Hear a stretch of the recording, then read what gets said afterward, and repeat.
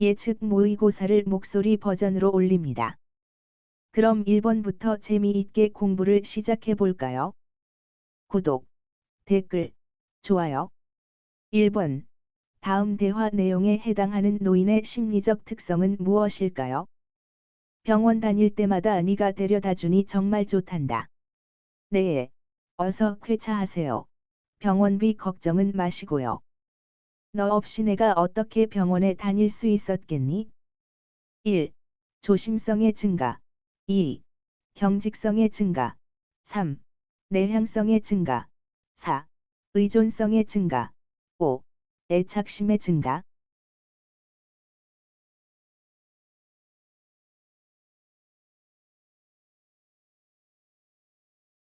정답은 4. 의존성의 증가입니다.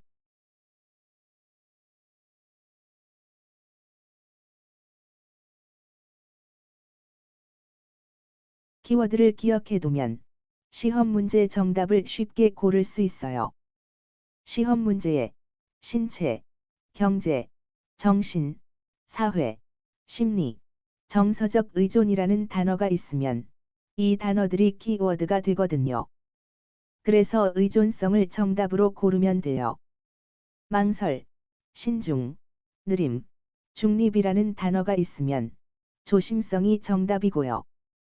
고수, 융통성, 변화, 도전, 새로움을 꺼린다는 단어가 있으면 경직성이 정답이에요. 사회활동 감소, 타인 깊이라는 키워드가 있으면 내향성을 정답으로 고르시고요. 유지, 안도, 안정, 안락, 회상이라는 단어로 찾을 수 있는 정답은 애착이에요. 기억력, 흥미, 의욕, 적대, 비난, 불면이라는 단어가 있으면 우울증을 정답으로 고르면 돼요. 회상, 해소, 담담, 평온이라는 단어가 있으면 회고가 정답이고요. 흔적, 후세, 인정이라는 단어가 시험 문제에 있으면 유산을 남기려는 특성을 답으로 고르세요. 노년기 특성을 묻는 질문에 대한 답은 잔존 능력 저하와 비가역적 진행이에요. 노화되면 내향성, 조심성, 경직성, 의존성이 증가하고 역할과 유대감을 상실하게 돼요. 친근한 사물에 대한 애착이 강해지고요. 노인이 되면 경제 활동이 줄어들기 때문에 경제적 빈곤과 사회적 관계가 위축되는 특징이 있습니다.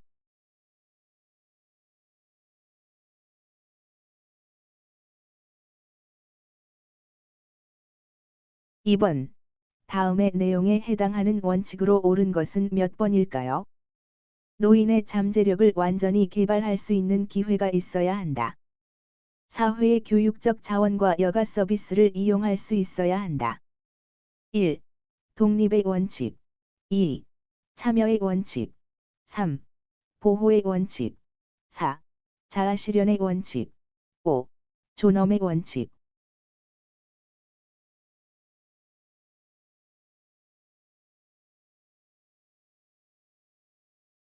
정답은 4. 자아실현의 원칙입니다.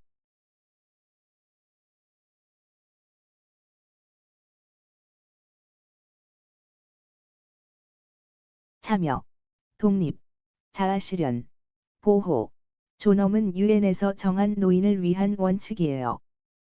그런데 시험 문제에 유엔의 5원칙에 해당하지 않는 것은 무엇인가? 이런 식으로 문제를 출제하지는 않더라고요. 그래서 유엔 여독자 보존이라고 외울 필요까지는 없고요. 이 내용은 어떤 원칙에 해당하는가? 이렇게 출제되기 때문에 이것 역시 키워드를 기억해두면 쉽게 정답을 고를 수 있어요. 잠재력이라는 단어가 있으면 자아실현이 정답이고요. 착취, 학대, 공정, 평가, 자유라는 단어가 있으면 이 단어들이 키워드니까 존엄을 정답으로 고르세요. 가능한 오랫동안 가정에서 살 수 있어야 라는 문장이 있으면 독립이 정답이에요. 정책 적극 참여, 자원봉사라는 단어가 있으면 참여의 원칙을 답으로 고르세요. 인권, 자유라는 단어가 있으면 보호의 원칙을 답으로 골라야 하는데요. 여기에서 주의사항은 존엄의 원칙 역시 자유라는 키워드가 있어서 보호의 원칙과 존엄의 원칙 중에서 정답을 골라야 해요. 이 두 가지 원칙의 차이는 보호의 원칙은 자유뿐만 아니라 인권이 키워드로 등장해요. 그래서 시험 문제에 자유와 인권이라고 되어 있으면 정답은 보호의 원칙이 되겠습니다. 자유인권 보호, 자유인권 보호, 자유인권 보호.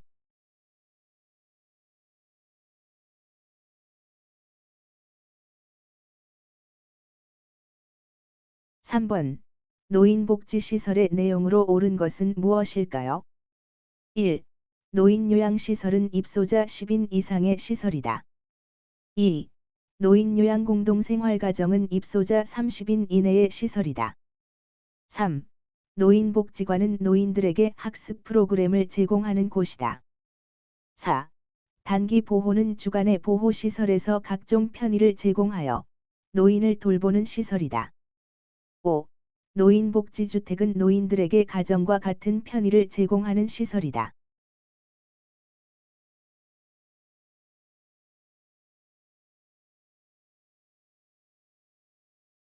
정답은 1.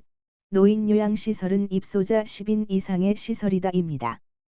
노인요양공동생활가정은 입소자 9인 이내의 시설이지요. 노인들에게 학습 프로그램을 제공하는 곳은 노인교실이고요. 주간의 보호시설에서 각종 편의를 제공하여 노인을 돌보는 시설은 주야간 보호이고요. 노인들에게 가정과 같은 편의를 제공하는 시설은 노인공동생활가정이에요.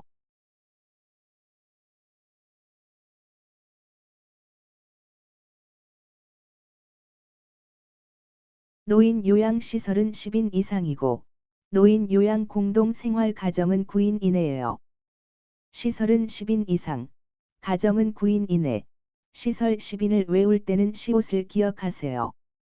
시설 10인, 시설 10인, 가정 9인을 외울 때는 가족, 식구, 식구의 9. 그래서 가정은 9인이에요. 시설 10인, 가정 9인, 시설 10인, 가정 9인.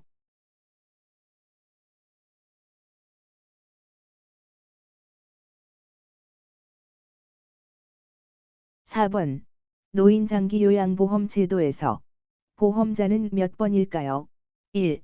노인요양시설 2. 재가요양센터 3. 보건소 4. 국민건강보험공단 5. 노인보호전문의료기관.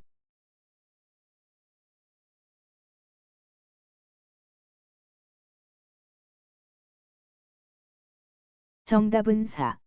국민건강보험공단입니다. 보험자라고 하면 왠지 보험을 든 사람을 뜻하는 단어 같잖아요. 그래서 헷갈리기 쉬운데요. 보험자는 보험사예요. 대기업의 보험사들이 많잖아요. 국민건강보험공단을 그런 보험사처럼 생각하면 이해하기가 쉬워요. 보험자는 보험사, 사자, 사자. 보험자는 보험사, 보험자는 보험사, 보험자는 보험사.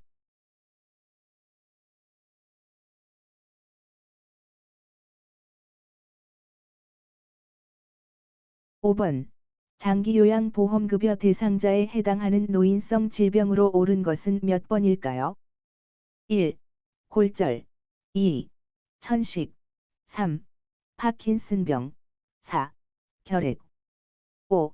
외상성 두개뇌출혈.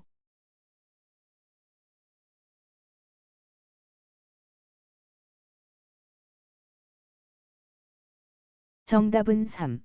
파킨슨병이 노인성 질병에 해당합니다.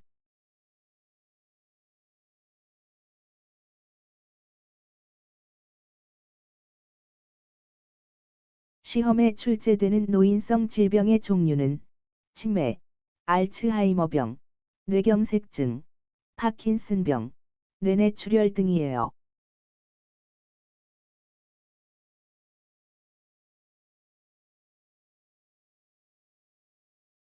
6번. 일정 부분 다른 사람의 도움이 필요한 대상자가 받을 수 있는 등급은 몇 등급일까요? 1. 장기요양 1등급 2. 장기요양 2등급 3. 장기요양 3등급 4. 장기요양 4등급 5. 장기요양 5등급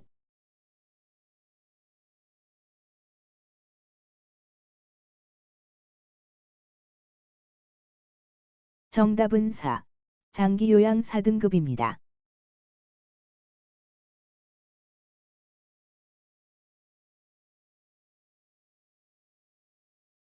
등급 문제는 세세한 내용까지 시험에 출제되는 것은 아니에요. 그런데 등급마다 어떤 차이가 있는지를 알고 있으면 요양보호에 관해서 전반적인 이해도가 높아져요. 그리고 단 6분이면 외울 수 있게 스토리를 구성했기 때문에 기억해 두시는 것을 추천해요. 가족 요양을 할 때에도 많은 도움이 되고, 요양보호사로 일할 때는 정말 많은 도움이 되거든요. 그래서 쉽게 기억할 수 있게 재밌는 스토리로 만든 것이에요. 시험에 출제된다면 등급과 상태 정도가 출제되고요.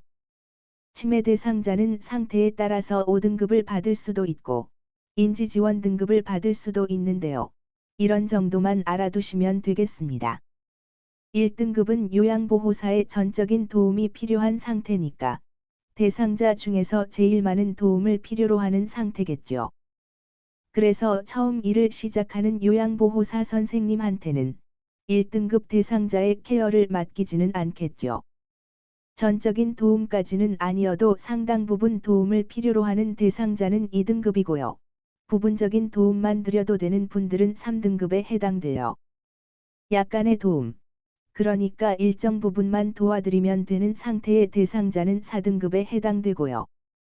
요양보호사로 일하실 때 5등급 대상자는 치매 대상자를 말하는 것이구나 라고 곧바로 아시면 좋겠죠.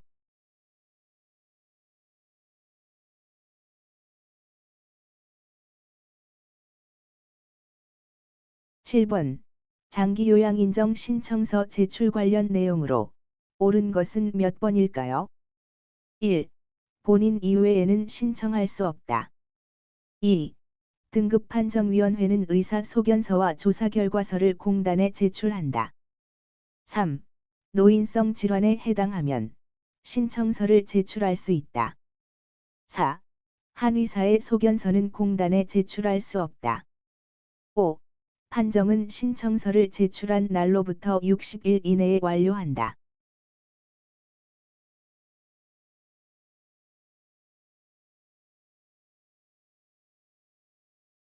정답은 3. 노인성 질환에 해당하면 신청서를 제출할 수 있다입니다. 신청서는 본인만 제출할 수 있는 것이 아니고요. 본인, 가족, 친족, 이해관계인, 본인이나 가족이 동의하면 사회복지전담 공무원이 신청할 수도 있고요. 시장, 군수, 구청장이 지정하는 사람이면 신청할 수 있어요. 대상자 본인이 직접 신청하기에는 노령이나 질환 때문에 어렵기 때문에 다른 사람의 도움으로 신청하는 경우가 많겠고요. 보통 배우자도 고령의 나이인 경우가 많기 때문에 신청할 수 있는 사람의 범위를 넓혀서 장기요양 서비스가 필요한 사람들이 케어를 받을 수 있도록 하는 것입니다. 의사소견서와 조사결과서는 공단이 등급판정위원회에 제출하는데요. 여기서의 조사결과서는 1차 판정 결과서를 말하는 것이에요. 1차 판정은 공단 직원이 신청인의 집을 방문해서 조사한 것을 컴퓨터 프로그램을 통해 1차적으로 판정하는 것이고요. 이것을 조사결과서라고 해요. 여기에다가 의사소견서를 더해서 최종 판정을 받는 것이에요. 등급판정위원회는 지역에 자격 있는 의사, 사회복지사 등 여러 명이 해당 지역의 위원으로 구성돼서 활동하는데요. 제출된 의사소견서를 읽고 판단을 하려면 의료에 대한 판단을 할 수 있는 사람이어야겠죠. 그래서 지역에 자격 있는 의사가 등급판정위원회의 일원으로 활동해요. 등급판정위원들을 소집하면 해당 시간에 모여서 위원들이 위원회를 구성해서 심사를 하는 것이에요. 한의사도 의사죠. 그래서 의사 또는 한의사의 소견서를 공단에 제출할 수 있는데요. 의사 소견서는 신청인이 공단에 신청서를 제출할 때 같이 제출해도 되고, 나중에 1차 판정이 나오면 그때 제출해도 된다고 해요. 판정은 신청서를 제출한 날로부터 30일 이내에 완료하도록 합니다.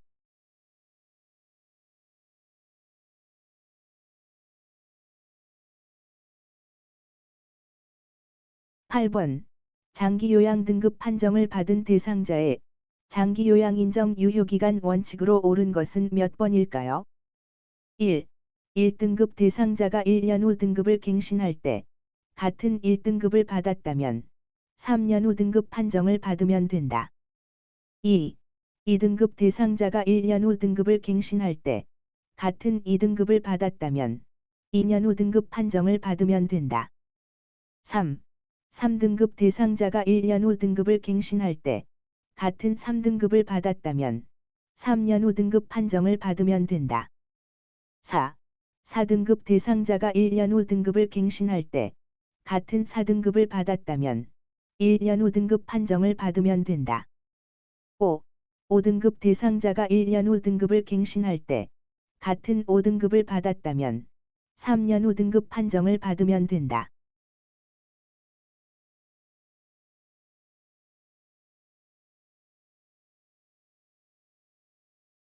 정답은 3. 3등급 대상자가 1년 후 등급을 갱신할 때 같은 3등급을 받았다면 3년 후 등급 판정을 받으면 된다입니다.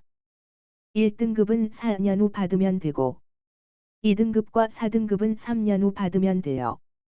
5등급은 2년 후 받으면 되고요. 아시는 것처럼 갱신의 뜻은 다시 새롭게 등급을 받는다는 의미예요.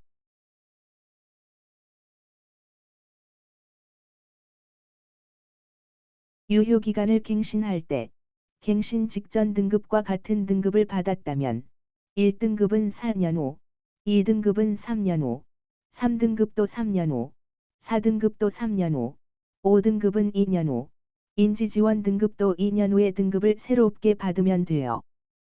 사실 이런 문제까지 출제되지는 않지만 알아두면 일할 때 도움이 되기 때문에 출제해봤어요. 외우고 싶다면 1452로 외우세요.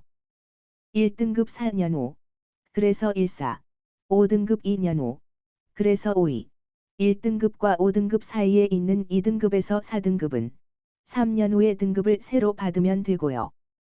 2, 3, 4년 3개는 3년 후에 받으면 돼요. 그러니까 2022년 6월에 1등급 판정을 받으면 1년 후인 2023년 6월에 등급 심사를 받는데요. 1년 후에도 같은 1등급을 받게 되면 4년 후인 2027년 6월에 등급 판정을 받으면 됩니다. 2022년 6월에 2, 3, 4등급을 받으면 1년 후인 2023년 6월에 등급 심사를 받는데 1년 후에도 같은 등급을 받게 되면 3년 후인 2026년 6월에 등급 판정을 받으면 됩니다. 2022년 6월에 5등급 또는 인지지원 등급 판정을 받으면 1년 후인 2023년 6월에 등급 심사를 받는데 1년 후에도 같은 등급을 받게 되면 2년 후인 2025년 6월에 등급 판정을 받으면 됩니다. 해마다 등급 판정 심사를 하지 않고 2년에서 4년 후 등급 판정을 받도록 하는 이유는 대상자들의 연령과 질환으로 봤을 때 상태의 큰 변동보다는 비슷한 상태일 경우가 많기 때문입니다.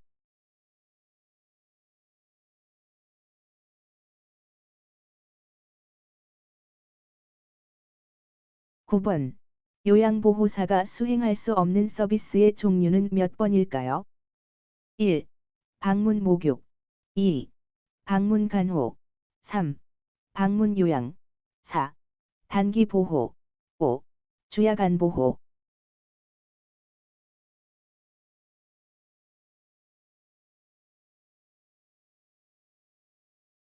정답은 2.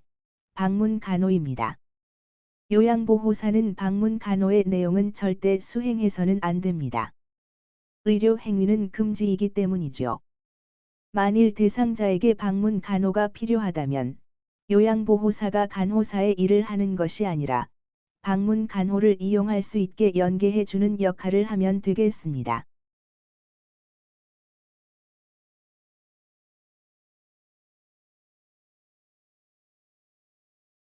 10번.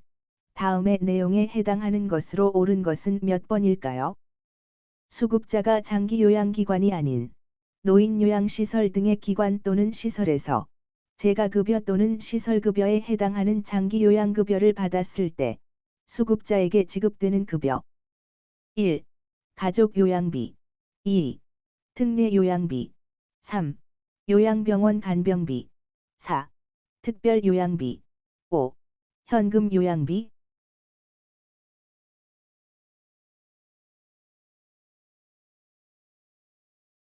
정답은 2. 특례 요양비입니다.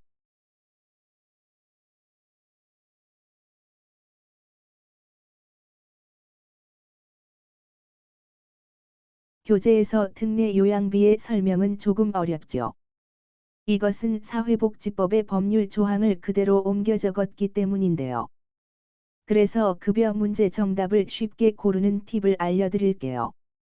시험 문제에 노인 요양시설, 현금급여, 재가급여, 시설급여라는 키워드가 있으면 특례 요양비를 정답으로 고르세요.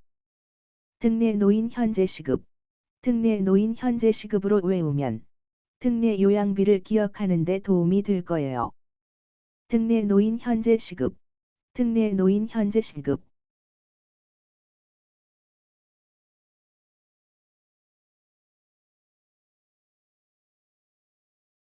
11번. 일반 재가급여 대상자가 낼 서비스 비용이 90만 원이라면 실제로 내야 하는 본인 부담금은 얼마일까요? 1. 18만 원. 2. 13만 5천 원. 3. 10만 8천 원. 4. 8만 1천 원. 5. 5만 4천 원.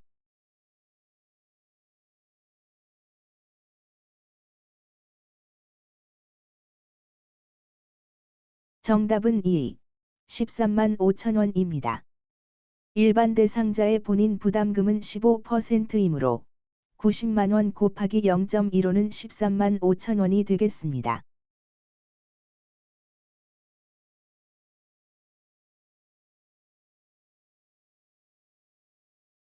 일반 재가급여 이용 대상자의 본인 부담금은 15%이고 저소득층, 의료급여 수급권자는 본인 부담금에서 40에서 60%를 경감하고 국민기초생활수급권자는 본인 부담금이 없는 무료예요. 한 달에 90만 원의 서비스 비용이 발생했을 때 일반 재가급여 이용 대상자는 15%를 본인 부담금으로 내야 하니까 실제로 13만 5천 원을 내게 되고요. 저소득층, 의료급여 수급권자는 13만 5천 원에서 40에서 60%를 경감하므로 40% 경감 대상자는 8만 1천 원을 내고 60% 경감 대상자는 5만 4천 원을 내면 되겠습니다. 눈치채셨겠지만 이렇게 금액이 얼마냐? 이런 식의 문제가 자격증 시험에 출제되지는 않습니다. 그런데 요양보호사 자격증을 땄다면 본인 부담금이 얼만지, 어떻게 계산하는 건지 정도는 알아야 하는 부분이라서 잘 이해하시라고 출제했어요. 무엇보다 실제로 금액을 계산해보면 일반, 저소득층, 수급권자의 본인 부담금 내용이 더 잘 기억될 테니까요.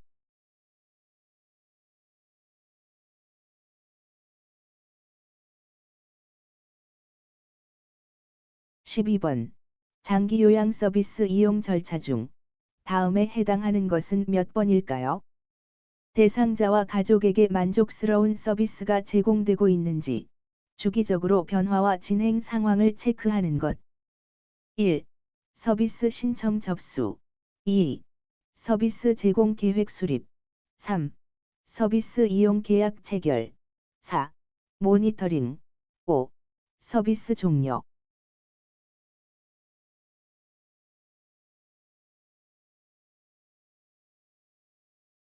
정답은 4. 모니터링입니다.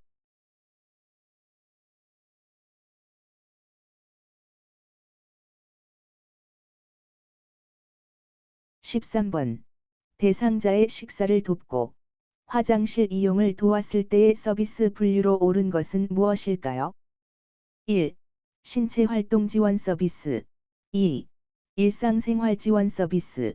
3. 개인활동 지원 서비스. 4. 기능회복 훈련 서비스. 5. 간호처치 서비스.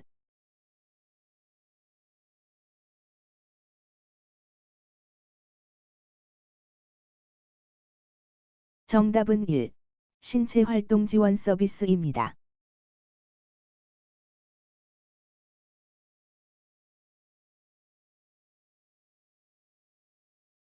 세면 도움, 구강 관리, 머리 감기기, 몸 단장, 옷 갈아입히기, 목욕 도움, 식사 도움, 체위 변경, 이동 도움, 신체 기능의 유지 증진, 화장실 이용 돕기는 신체활동 지원 서비스입니다.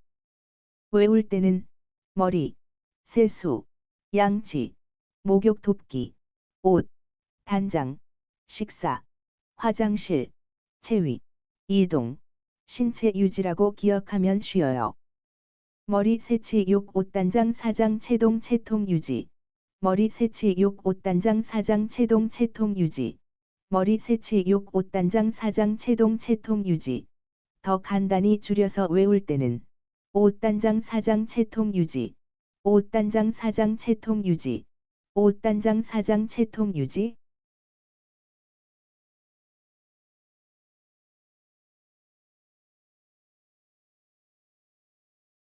14번. 제가 대상자의 식재료를 구매하는 업무는 어떤 서비스에 해당할까요? 1. 신체활동 지원 서비스. 2. 일상생활 지원 서비스. 3. 개인활동 지원 서비스. 4. 정서 지원 서비스. 5. 시설환경 관리 서비스.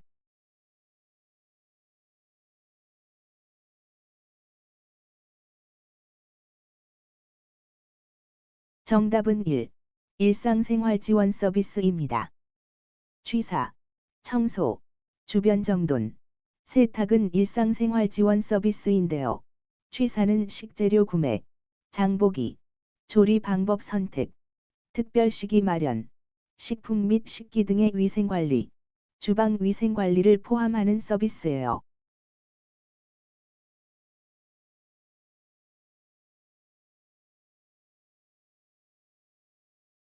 '일상생활 지원 서비스를 쉽게 외워볼까요? 주변 정돈, 세탁, 청소, 취사는 일상 돈세탁 청취, 일상 돈세탁 청취, 일상 돈세탁 청취로 외우세요. 의류를 수선하거나 다림질하는 것은 세탁의 범위예요. 장보기는 취사의 범위고요. 그래서 세탁과 취사는 일상생활 지원 서비스예요.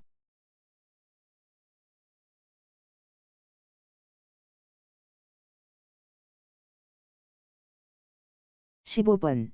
요양보호사가 다음과 같은 업무를 수행했다면 제공된 서비스는 무엇일까요? 관공서와 은행 동행, 차량을 이용한 병원 동행, 산책 시 부축, 물품 구매와 약타기 대행, 은행과 관공서 이용 대행. 1. 신체활동 지원 서비스. 2. 개인활동 지원 서비스. 3. 일상생활 지원 서비스. 4. 정서 지원 서비스. 5. 기능회복 훈련 서비스.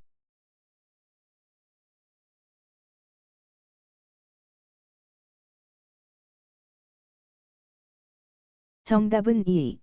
개인활동 지원 서비스입니다. 개인활동 지원 서비스는 대행과 동행이 키워드예요. 외울 때는 개인 대동, 개인 대동, 개인 대동.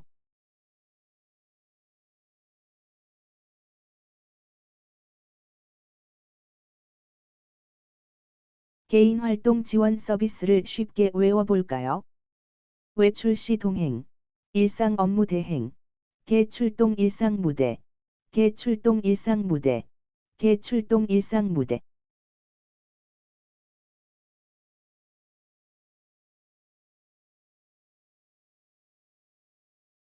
16번. 만성적인 근골격계 질환을 완화시키기 위한 방법으로 옳은 것은 무엇일까요? 1. 온찜질 2. 냉수육 3. 얼음찜질 4. 통증 부위 압박 5. 통증 부위 고정.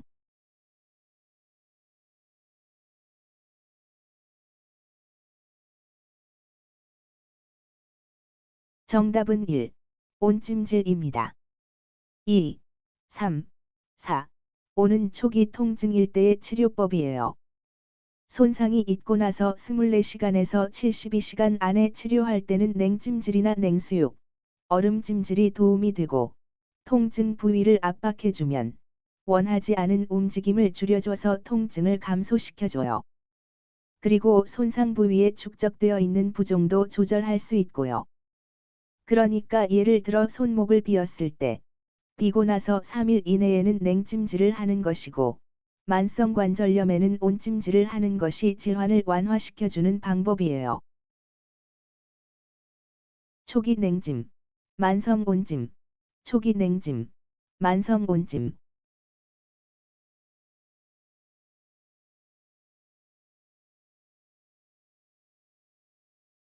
17번. 다음의 특징을 나타내는 질병은 몇 번일까요?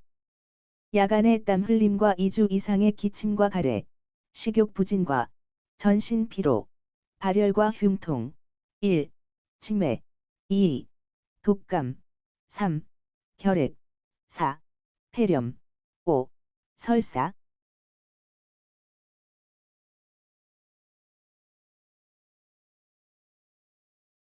정답은 3.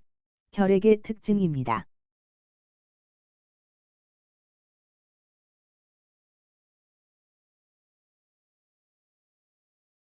결핵 문제를 요약 정리해 볼까요? 결핵은 결핵균이 공기를 통해서 감염되는 질환이고요.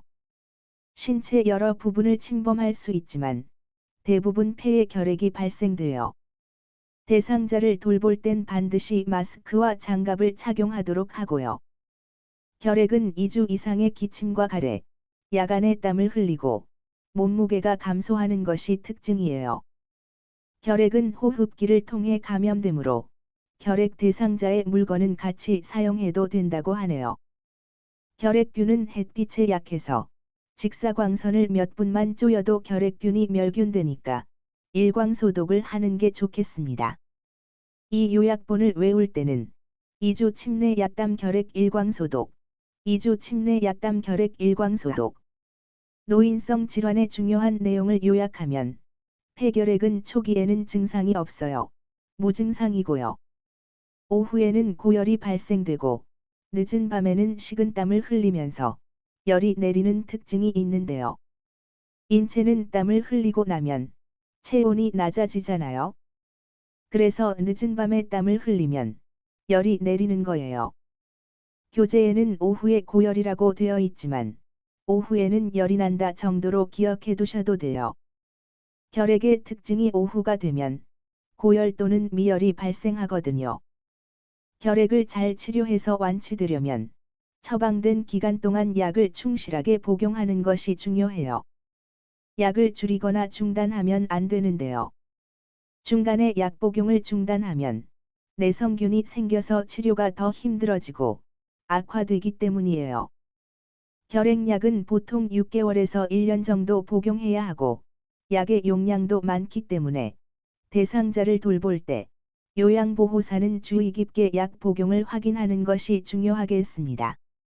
외울 때는 고후 늦밤땀 열림, 고후 늦밤땀 열림, 고후 늦밤땀 열림.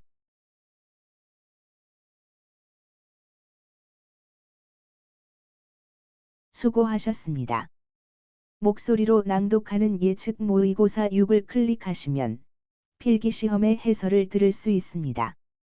고퀄 요양보호사, 구독, 댓글, 좋아요.